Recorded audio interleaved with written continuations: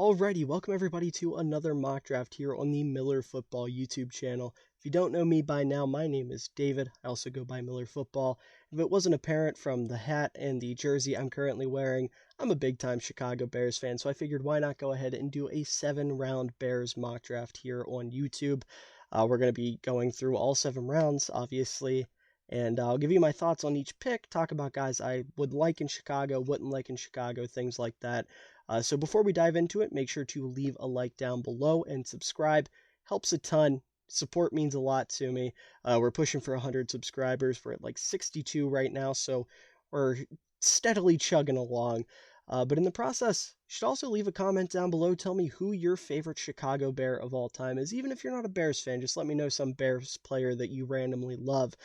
For me, it's got to be Kyle Long. He's always been my guy. Love him off the field as well as on the field. Big physical guard. And obviously was one of the lone bright spots on a couple of the Bears teams there in the mid-2010s. Let's go ahead and jump into things. Obviously, we're picking 9th overall after trading the 1st overall pick to the Carolina Panthers. And here we are sitting at pick 9. Now, I'm not going to lie, I've actually done this a few times already, and this is the first time Jalen Carter isn't available at 9, which I find rather interesting. Obviously, if he's there at 9, you send the pick in as soon as you're on the clock, and you don't think twice about it, right? Best defender in the class by far. But that being said, not on the board now, so we're going to look at these 2 trade offers. We've got the Colts are offering us pick 35, DeForest Buckner, a second, and Mo Alley-Cox. I'm going to be honest with you, Mo Alley-Cox does nothing for me. So even if we do accept this trade, we're just going to take him out of it because he would have no purpose in Chicago. But pick 35, that is a far drop, 26 picks. But you're also getting DeForest Buckner, who's pushing 30, but he is Matt Eberflus's guy. Was the 3 technique for him in Indianapolis. And as we all know, that's like the most important position on Matt Eberflus's defense. So that's tempting. And you're getting a 2nd round pick next year. If we move here, we've got the Bengals offering pick 28, Jonah Williams and Tyler Boyd. Once again, Tyler Boyd is not really something the Bears need. So, Jonah Williams just doesn't fit what we need in an offensive tackle, so we're just going to reject both of these trades. All right, so sitting here at 9, after declining those 2 trades, we can focus our attention on the board, who's available, who we can take. And I'm looking here at Christian Gonzalez at 8, and I know a lot of Bears fans are looking at that already. Like, what are you doing? Why would you take a corner here? Well, we have one on the roster that is proven. We have one proven corner, and that is Jalen Johnson. And coincidentally, he's up for a new contract at the end of the next year. So we don't know if he's for sure going to be in Chicago long term. Obviously, you would hope he is, but there's no guarantee. Things fall apart. And then you look at the rest of our cornerback room, Kindle Vildor, he's like a CB4 or 5, should be a CB4 or 5. And then you've got Kyler Gordon, who I love, showed a lot of improvement as the season went on, but he is far from proven. So Christian Gonzalez is very tempting. However, I ran the simulation a few times before we started recording this one, and when I do this simulation, there's almost never any offensive tackles I like further down the board. So we're going to take an offensive tackle. I hate drafting for need, but for the sake of this, we're going to. Obviously, you should go BPA, and BPA quite easily is Christian Gonzalez. But we're going to go offensive tackle, and this is where it gets tough. Because you kind of got to pick your poison here, right? You've got Broderick Jones, who has a lot of tools, but he's very raw. Peter Skoronski, who might project better as a guard, has those shorter arms, so that's tough. You've got Darnell Wright, who's my favorite tackle in the class, and I think he's going to be a great right tackle, but does feel a little rich to take him here at 9. And then you have Anton Harrison, who's kind of like, he's going to be solid. I don't think he's ever going to be a superstar like Darnell Wright could be. That's pushing a little bit. Maybe not a superstar, but like a Pro Bowl level tackle, right? I just think Anton Harrison will be like a solid starter long term. So, all right, so after thinking about it for a few moments, it's not going to be in the video because it was quite literally just me sitting here and going, and just thinking. And nobody wants 5 minutes of that. But we're going to go with Darnell Wright. In my opinion, he is the top tackle in this class. Keep in mind, I have Peter Skoronski graded out as a guard, so that changes things a little bit. I think Skoronski's actually the best tackle in the class. It's just I think he projects better as a guard.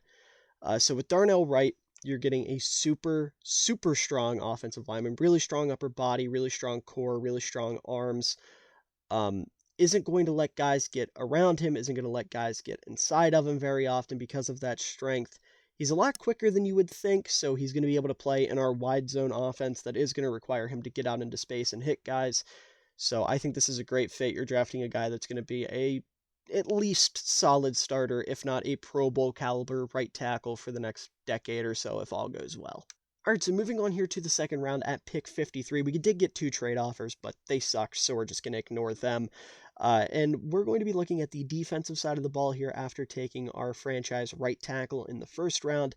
And we're going to be looking specifically at 3 technique. This is one of, if not the most important position in Matt Eberflus's defense. And while I think drafting for need is a bad idea, in my opinion, this is probably the best guy on the board. And that is Keanu Benton out of Wisconsin. If you ask me, this is the 3rd best defensive tackle in this class behind Jalen Carter and Kalijah Cansey. I have a late first round, early second round grade on him. Absolutely love what this dude brings to the table. First of all, he is long, he's violent, and he's just straight up stronger than everybody on the field. For my player comps, I don't do player to player, I do player to fictional character, and this guy is like the Red Hulk. You know, he's got the strength and the aggression of the Hulk, but he's more calculated with it. He has a really high football IQ, so he knows what he's doing. In addition to that, you know, being a huge dude, we're talking 6'4", 300 some pounds, he can move pretty damn well. Now, he's no Kalijah Cansey. He's not going to fire off the ball before the center gets the ball off or, you know, just run past the offensive line, but he's very twitchy. And for someone his size, he moves way better than he should be able to. So I think this is the perfect pickup for the Chicago Bears to play 3 technique for the foreseeable future. All right, so sitting here at pick 61, the Broncos are offering a trade that will allow us to move down 6 spots, but also move up quite a bit in the later rounds. And we're going to take this trade. We are absolutely going to take this trade. I like this. They took Eli Ricks. Hendon Hooker is a Packer. And Marvin Mims went to the Vikings. So we're not missing out on anything that I would have liked to take at 64. Packers, they just wasted pick 63, so we're not going to give them pick 64. So from here, I want to go offense again, I think, and that's exactly what we're going to do. I see our pick. So the Bears center position is weak right now. Love Cody Whitehair, but it's his time to go.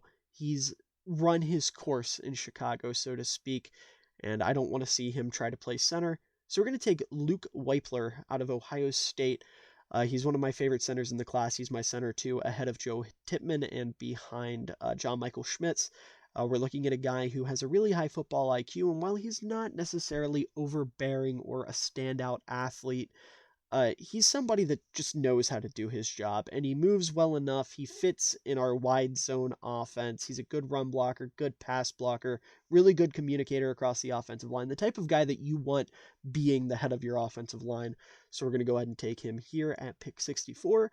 Now the Bears' offensive line goes from a dog water unit with Sam Mustipher starting on it to a pretty respectable group, I should say. All right, so here at pick 67, we're getting another trade offer. The Raiders want to move up 3 spots and allow us to move up 30 spots later on here in the draft, and we're going to do that. Screw it. Why not? And no one went off the board that I would have taken, so that makes me incredibly happy. Packers are trying to trade up again, and the Raiders are trying to trade up again, but I don't love either of these offers. So we're going to go ahead and stick and pick here at 70. We're going to go defense. I think we're going to look at edge. All right, so here at pick 70, we're going to go look at the defensive line once again, and this time we're going to take a look at the edge group. If you look at the Bears' edge rushers right now, you will definitely determine that they are some of the football players of all time. That can definitely be said about guys like Trevis Gibson and Dominique Robinson. So that tells you how good they are. I started to forget who they were for a moment. But that being said, we're going to go ahead and take an edge rusher here, and much like Keanu Benton, we're going to take a guy that his game is categorized by his strength, his length, and his violence, but this guy's a little bit quicker. He ran a 4.5 at the NFL Combine, stands at 6'5", 274 pounds, super long arms, a lot of strength in his upper body, good hand usage, good run defender. The only real complaint I have about this guy is his hips are a little stiff, but if you're just asking him to come in and play run defense and be a pocket pusher, then you know, he's going to play that role pretty damn well, and that is Zach Harrison out of Ohio State. Love this guy. I have a second-round grade on him. Like I said, the only real issue I have with this game is his hips are a little stiff, but, you know, he more than makes up for it elsewhere. Okay, so here we are at the top of the 4th round at pick 103, and I want to look at a certain position group real quick because we have a trade offer that I actually quite like. But before that, I want to see if a certain player is available, and he still is. What pick are they offering us? 153. It's tough. I don't know if he's going to be available there, and it's a guy I really want in Chicago. So I think I'm going to have to decline this. Call me you know what? No. Screw it. We're going to take it. 153, 175, 179, 181, and pick 196 for pick 103 in a 6th next year. Sign me up. That's way too many picks to pass up. Alrighty, so it's a good thing we took that trade because now we're sitting at pick 109. We had a pick, 6 picks later, and it completely went over my head, completely forgot about it. But anyways, we're going to be taking a running back here. I know that's probably going to piss off some Bears fans, but quite frankly, I don't care. One of my favorite players in the class is sitting here at 109. I think this is an absolute steal to get him in the 4th round. I have an early 2nd round grade on him, and that is none other than Tyjae Spears out of Tulane. First of all, I do think he'll be a pretty quick fan favorite in Chicago just for the narrative alone, because we're looking at a really good pass-catching running back out of Tulane that wears the number 22, which is oddly reminiscent of a certain running back from the late 2000s, early 2010s that I know every Bears fan out there loves. They're not quite the same player. I wouldn't compare the two, but they do have that connection there. But we're looking at a guy with fantastic vision, super twitchy. He can cut on a dime, has a real low center of gravity. Love his route tree. He runs routes just as good as most of the receivers in this class. Granted, it is a weaker receiver class, but still, pretty damn good route runner. Pretty fast. Not quite there as a pass blocker in terms of technique, but he's certainly willing and tries his ass off, which is all you need as a coach to, give him that extra push to, help him out as a pass blocker. So that's going to give you a running back duo of him and Khalil Herbert. Spears is going to come in and take over your David Montgomery role, except for the goal line stuff, which will obviously go to Deontay Foreman. And I think that's a pretty nice 3-headed monster. With Spears, one of the complaints I actually do have about his game is I don't know if he could be a workhorse in the NFL because he's a little bit smaller, but being a part of a trio with Herbert and Foreman completely negates that because now you have a great backfield by committee. Travis Homer's still there. I doubt he makes the final 53 if this happens, and quite frankly, I'm okay with that. He's good enough, but this is an upgrade for your 3rd down receiving back, whatever you want to call him, and he's somebody that you can run too. So I think this would be a fantastic pickup for the Bears. And like I said, at pick 109, this is tremendous value. So here we are at pick 133 for the Chicago Bears in the 4th round, and if you know anything about me, you're looking right here and you're thinking, oh my god, he's going to do it. I'm not. For those who don't know, I'm a fullback guy. Favorite position in football, and Hunter Lipke from North Dakota State University is a legitimate blue-chip fullback prospect. But the Bears don't need one. We have Kari Blasingame. We just locked him up for 2 years. He's one of the 5 best fullbacks in football. So it's just a funny coincidence that he happened to pop up because we just took a running back and we're still in the running backs tab. But that is not the position we're going to be going here. We've gone edge. We've gone center. We've gone offensive tackle. We've gone running back.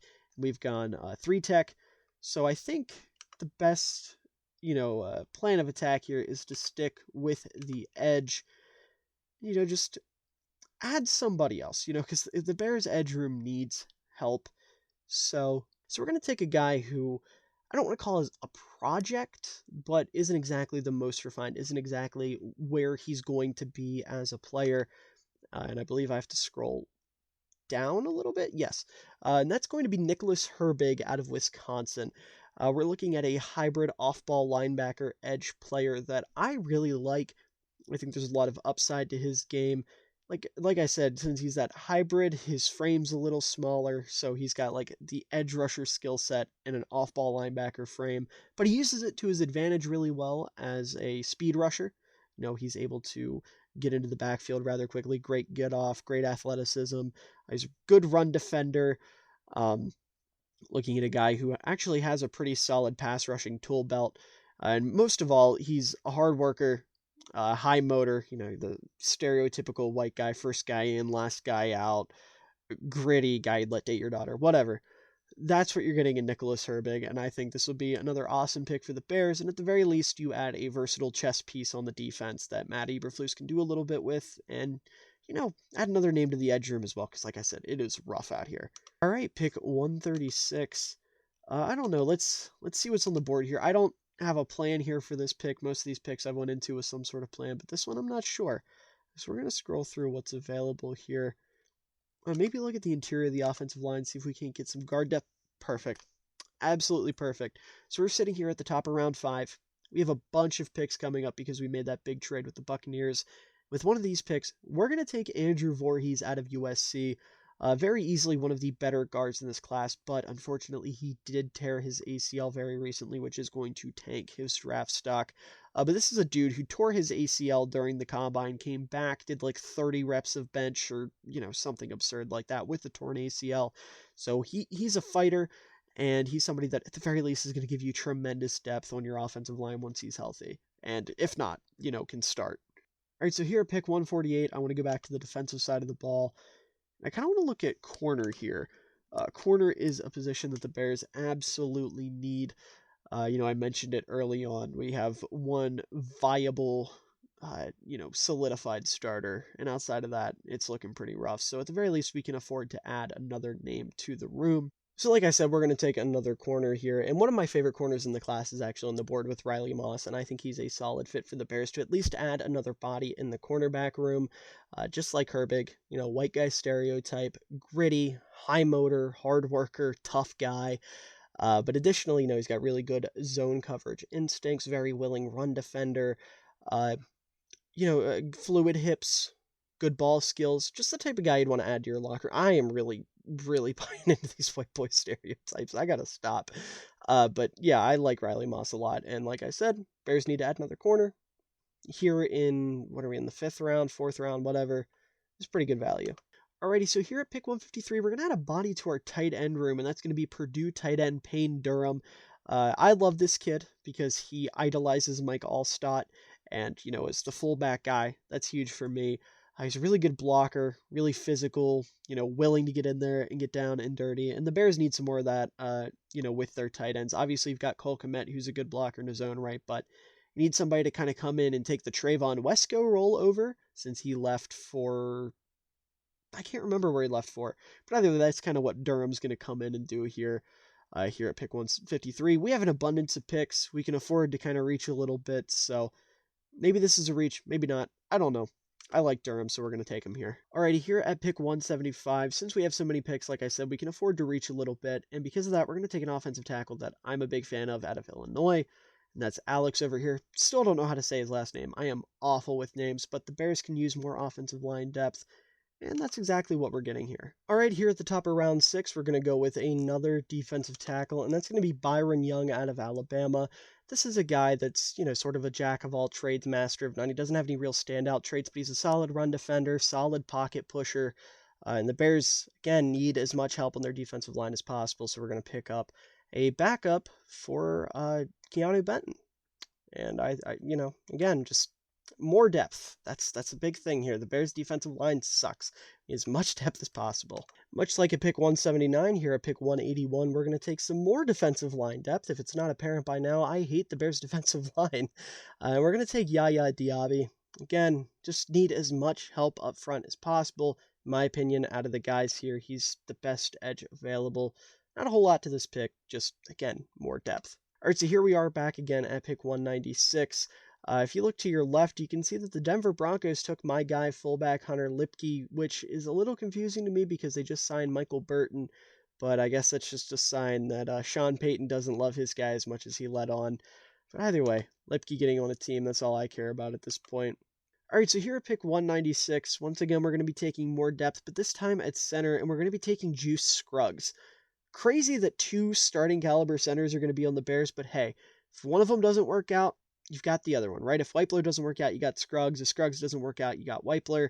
This is a guy that's actually started shooting up draft boards. I'm surprised he's here at 196, but, depth. I'm traded for all of the picks, apparently, so adding depth can't hurt, especially when it's a guy as good as Juice Scruggs. All right, so here we are with the first pick in the 7th round, and again, Bears cornerback room, not great. So we're going to be taking Starling Thomas the 5th, just adding a speedy guy in there that, maybe you can mold into something at the very least, another body for camp, see what you get there. He's somebody that, I haven't watched a whole lot of tape on, I'm not going to lie, but I've heard great things about, so you can afford to take a bit of a flyer here in the 7th round. And there you have it. That is our 7-round mock draft for the Chicago Bears. Just to recap right off the bat, we've got 3 day 1 starters in Darnell Wright, Keanu Benton, and Luke Weipler. We've got 2 guys that, at the very least are going to contribute as not rotational guys, but guys that don't start but see a good bit of snaps, and that's Zach Harrison and Tyjae Spears. We then further beefed up the defensive line by adding Nick Herbig. We took a flyer on Andrew Voorhees, who is one of the best interior offensive linemen in the class, but just tore his ACL. We added some corner help with Riley Moss, added some tight end depth with Payne Durham. We added some more depth across the board with Alex from Illinois. Again, not going to attempt to say his last name because I suck with names. Byron Young got a jack of all trades, master of none defensive tackle to back up Keanu Benton. Added Yaya Diaby, Juice Scruggs. We got 2 starting caliber centers in the same draft. And then we rounded things off with Starling Thomas V. I'm really happy with this draft. We did a lot of trading. Got a lot of picks from Tampa Bay specifically, but I'm pretty happy with it. Like I said, Benton, Harrison, Spears, Wright, some of my favorite players in the class. Voorhees is a massive steal. Whoever ends up getting him is getting a massive steal because you're getting, again, one of the best interior offensive linemen probably on day 3 of the draft, given his ACL injury. But anyways, that's going to do it for this mock draft. I hope you all enjoyed. Make sure to leave a like down below, and also tell me in the comments whether or not you like this mock draft, if there's any picks you would have made that, maybe I skipped over. Maybe there's a guy you're really high on that I just didn't even consider. But, the likelihood that you guys are actually going to like this mock draft is probably pretty low because Bears fans are never pleased by anything. But that being said, I hope you all have a wonderful day, night, evening, afternoon, whatever time of day it is for you. I hope you enjoy it because you're all wonderful people and you deserve it.